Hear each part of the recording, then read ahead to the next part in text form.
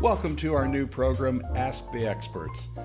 For many years, we've invited members and customers to submit via email problems, questions, concerns, and other issues they're having in their professional life. We, in turn, pass those on to our panel of experts who give them the once-over and respond usually within 24 hours with helpful information. Since COVID hit us in March of 2020, the nature and volume of requests has changed. And so now we still get the credit and collections questions, but we're also getting career and life questions and some other things that are maybe a little far afield. And we're going to try and address those through this video podcast. You still go to our website at NACMBCS.org, click on Ask an Expert and type in your question. You'll still get the same good answers within 24 hours. But then those questions with broad interest will go one step further and put them on this video podcast so that we can begin to establish a library on our website that you can refer to anytime and download as you wish and have good information at your fingertips. Best of all, it's free thanks to our good friends at United Transactions. UTA is a longtime partner and we appreciate their help with this new form of communication with you. So remember, if you have a question, go to our website, click on Ask an Expert, type it in, and then we'll begin the process. So with that, let's get started. The first question we have comes to us from a member who has a friend in Houston, Texas. And the question is, I'm 38 years old and want to know what I need to do to achieve a higher position with greater authority that will help me to continue to move my career upward. I also want to make more money. Secondarily, we had a related question. I'm 49 years old, feel a bit stuck in my current role, want to know what I have to do to move up the ladder before I get too old, and I want to make more money. These are interesting questions with a few things built in here. So I turned to one of our old friends, David Brooke. Many of you know him as the Gratitude Guy. He's spoken at some of our conferences in Seattle and Honolulu. He's done webinars for us, and we've developed a good friendship over the last half dozen years or so. In addition to being the Gratitude Guy, he's also a career and life coach. And so I thought this was a good one for him. So let's see what David has to say about this. David? Good to see you, John. Thanks for inviting me. You bet, and thanks for taking time to help out here. So you've had the questions in front of you, and let's start with the 38-year-old. Okay. What's your response to that? So when I first saw this question, the thing that at least immediately occurred to me is let's make sure we're asking the right questions. And questions are good. You want to ask people, the people that just talk about themselves all the time aren't asking questions. So if a person's asking a question, that's half the battle. The other half is making sure you ask a good question and then of course answer it.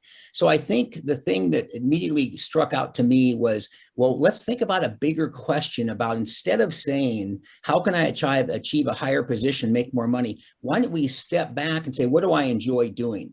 And I think such a good example of what we focus on is the famous car skidding on ice. And there's several trees and there's ice, and they focus on the tree instead of the open spaces, and they smash into the tree because they're focusing on the wrong thing. You want to focus on the open space. And so I think with careers and with jobs and with money, it starts with this 4-part kind of module that I teach: find yourself, find your talent, find your passion, find your purpose. So the first thing is yourself. And there was a great book written by Marcia Sinclair, Do What You Love and the Money Will Follow. And the book was great, but the title kind of said it all. So it starts off with what kind of relationship do you have with yourself? Before we even talk about getting to a higher position or getting to make more money or whatever, what kind of relationship do you have with yourself? The better relationship you have with yourself on the 1 to 10 scale is an example, self-esteem. If you're a 9 or a 10, your whole life's going to work better than if you're a 3 or a 4. personally, professionally, relationships, all that kind of thing. So how do you get that really good relationship going with yourself? One of the things, not surprising, that I recommend anybody is get a gratitude journal and start writing what you're grateful for every day, because that'll increase that number. So that starts with that. So then the next thing is we're thinking in the background, it's down the road. I want a higher position. I want to make more money, but I've got to find something I like. But before we talk about that, how about your talent? What is a good square peg into a square hole? If you're a 5'1", 150-pound young man, you're probably not going to be an NFL quarterback, but maybe you should be a jockey at the racetrack or what have you. So think about where your talents are.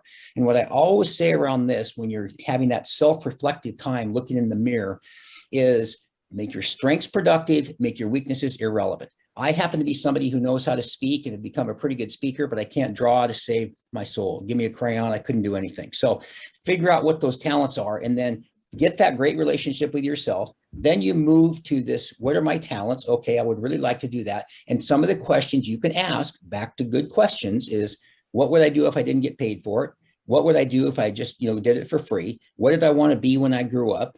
What did I think about as a kid or as a child that, gosh, I always wanted to do this that maybe I never did. So ask those questions. In the current job, is that a job that you like? Maybe it isn't. But before we start thinking about how we're going to make more money and move up the chain, we got to find out something that we really like, because when we excel at things, we just naturally do better. You see a lot of these athletes, we've got the Olympics right now, and some of them have been doing it since forever, but they love it. They really enjoy it. And to put that kind of commitment into it. So that's sort of piece number two. And then next is, what are you passionate about? And you hear that word a lot. I know it gets overused, but gosh, the same thing is that if you're really passionate about something, it doesn't really feel like work. And oh, by the way, I get paid for it. So what are those things you can think about that, gosh, I would really enjoy doing that, and it doesn't feel like work? And then finally, I think the fourth piece is find yourself, find your talent, find your passion, is your purpose. And I think ultimately everybody wants to find their purpose. And if you do those sort of four things, you will naturally move up the chain. You'll naturally make more money, but to first focus on getting promoted or making more money is actually in reverse order of the best way to do it. So the most effective way, and I think about my experience at Nordstrom, I got in there and I just started working hard. I loved doing it. I kept getting promoted because I enjoyed it so much. I kept getting higher and higher positions, more authority, more money, more bonuses, and so forth. But at the start of it was the relationship I had with myself and the fact that I just so loved waiting on people, selling them suits, and then becoming a buyer and a store manager and so forth. So I think it's really getting it in the proper sequence. And I think the other things will then happen naturally. So if we look at that from the standpoint of starting on the money side of things, it's not unusual to get into a job, you get your first paycheck, you have this new august position, but frankly, you learn really early that it's not what you want. Yes.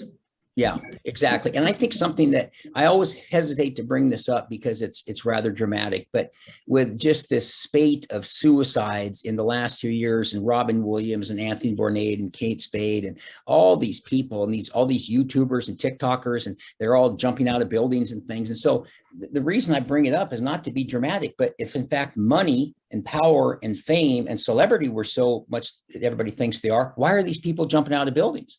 So it really goes back to, as I always keep promoting over and over again, that relationship you have with yourself. How can you strengthen that? How can you do something that you like so it doesn't feel like work? In fact, I've been saying for quite a while, John, and I'm getting closer. I'm going to find a word that is a substitute for the word work.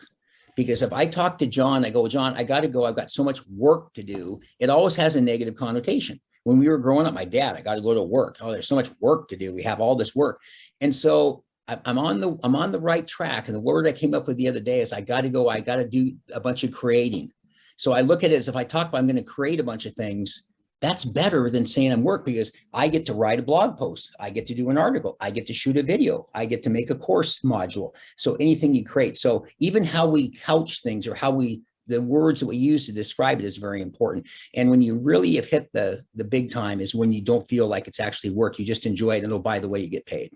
Yeah. So if we could then go to the second iteration of this question, we have somebody who's 10 years old, 11 years older, right, and struggling with kind of the same issues, but they have yes, a little bit more roadway behind them. Yes. And we could even take that out to late 50s turning 60, it's harder to get jobs in those days. But, No question. how would you adjust the answer to this question? And then you can also talk about, once you cross that 60 bar, you started this whole new enterprise you're doing now, and Correct. it's going like gangbusters worldwide. Exactly. So, And that's a great segue to the second person. And yes, 49 is different than 38. And I would offer myself as an example, as you just said, John, as somebody, to me, it was 62 when I decided I've been talking about being a speaker since I was 19. So that's 43 years or 44 years, whatever it was. Finally took the challenge and did it. So yes, when you're 49, when you're 59 or 69, it's much riskier. You've got your friends that are retired, they have this pot of gold at the end of the rainbow, and they've got so much money in the bank, and they go to Starbucks every day and they play golf and so forth. So that's what you see out there. And you're saying, boy, I've never really found my real square peg, square hole. So I think that it does take a little bit more in the guts side. But again, I put myself out there as somebody that hopefully practices what I preach, because at 62, I started, now I'm 71. So it's been 9 years. And frankly, the first 4 or 5 years were very challenging. And one of the things that I think I would answer to the 49-year-old is that, maybe even more so than the 38-year-old, is that you have this vocation, avocation. We have our vocation, what we do for our money, but we have our avocation, which is over here, that we think that this could lead us to potential riches. I could be a YouTube star. I could sell things on the internet. I could be an eBay star, whatever it might be. So it does take the ability. You have to sometimes step back a moment or two and think, I'm going to have to work a little extra harder. And so the vocation, the money comes in here. Here's the avocation money here. So then you're working kind of 2 jobs. But again, it depends on the level of commitment. If you really want it, I really want it to develop this gratitude guy thing and so forth. And so it was this work over here, the regular job I had, and then the avocation. And then as the money starts to come in, when the avocation catches up and passes the vocation, then it's time to drop the vocation. So then you can quit the job and you go and you do it. But what is it? Somebody says, I always like the way they say that. It's not easy to do, but it's simple. The concept's very simple, but it doesn't mean it's easy. You want to get in shape and you got to do your push-ups and run and so forth. So it sometimes takes jockeying those 2 jobs, but that's where I come back to, in both the cases of both particular instances, is if the desire is there enough, if the passion is there enough, if the desire for purpose is there enough, you'll do anything. And when you start to see it turn and think, oh, this can be something, it's really, really important, because it's, again, back to that, what do you like to do? And when you like to do something, it doesn't feel like work. So it does make such a big difference to really think about, how can I make money on the side too? And that'll sometimes then catch up and pass the vocation. So that's something I recommend. I mean, it's not easy, but it can be done. Well, and just for what it's worth, you and I first met, I believe, 6, 7 years ago. Yes, correct. And you were just getting started, or you were had just begun this, and we're kind of still feeling your way. And Yes. We were up at a Indian casino. You were speaking to a group, and now you're like all over the place, and Right. getting paid a lot more than I paid you, and that's very exciting to see. And so your motivation for some of us that are maybe creeping up on your age, and gives some hope for the future. So hopefully. Well, and I think and thank you for that. And I think it's a great point, though, because I've said, in managing people, I've managed a lot of people in my life, and raising kids, I still contend, just my opinion, the number one skill in both those cases is you have to set a good example. And I like to think I set a good example. And I have a map. I was just kind of showing you the room. I have a map of the USA, and I've got the little red arrows of all the places I've spoken now in Texas and Indiana and Arkansas, Missouri, Kansas, Nebraska, Ohio, New York, Washington, D.C. And I've got they're all over the map now. And it wasn't that long. It was around the time I met you that the farthest I'd gone is Spokane. Spokane's a nice city, though. Yeah, exactly. So it's good to have somebody that's an example. And I always mention to people that if they want to reach out to me, I love talking to people, and they can get me at David at That Gratitude Guy. And I love to encourage people, because when you've walked down the road, when you had a similar path, somebody's not just teaching out of some book. Their shoes have walked that path. And so again, back to the 2 instances, let's not make a mistake about this. It takes guts. And it takes getting a better relationship with yourself and thinking what I want to do. And then the rest just comes organically. And if you do those things, even you don't always necessarily have to go to the application, even within your same company, you will move up and then you will make more money. But it depends on those things about how you focus on yourself and how much you like what you do and do the best job possible, and all sorts of good things will happen. One sidebar I think that was always interesting about that is at Nordstrom, you never applied for a job. And I think this is so fascinating. They always just picked you, and they'd ask Jon Flora and Fred Smith and John Jones, who do you think we should have be the new store manager? We think it should be Dave Brooke. And then they call you, you're the new store manager. And you wouldn't interview. So it goes to show that that work and effort is not seen double negative. It's seen, and people see it, and then you get higher positions. And again, it's back to the two cases: better authority, more money, higher position, and good things down the road. Great. Well, David, I appreciate your time.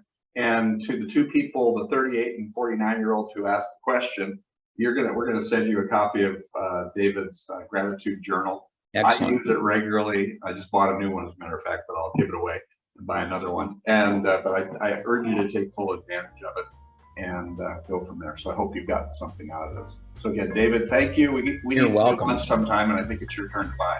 I believe it is. I believe it is. Okay. Thank you all for joining us on Ask the Experts. Have a good day. Thank you.